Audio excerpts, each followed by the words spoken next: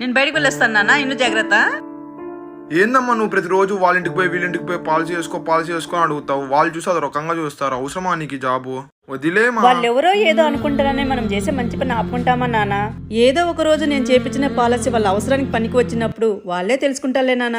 సర్లే నేను వెళ్ళొస్తాను. ఏందో మా అమ్మ చెప్తే వినే వినదు. ఏమచ్చితా బాగుంటారా? బాగున్నామక్క. నీకు విషయం తెలుసునా? ఆ కారణాల్లో కరెంట్ అయిపో చచ్చిపోయినాడంట. అవునా? ఎప్పుడు జరిగింది? 10 రోజులే. పాపం వాళ్ళకిద్దరు చిన్న పిల్లలే. ఎవరు సాయం చేస్తారో ఏం లేదు ఆర్థికంగా. అతను నా దగ్గర ఒక పాలసీ చేశాడక్క. ఇప్పుడు ఆ డబ్బులు ఆ పిల్లల భవిష్యత్తుకు ఉపయోగపడేటట్టన్నా చేస్తాను. సర్లే అక్క, వెళ్ళొస్తాను. ఏదో ఒక రోజు నేను చేపించే పాలసీ వాళ్ళ అవసరానికి పనికి వచ్చినప్పుడు వాళ్ళే తెలుసుకుంటారులేరా.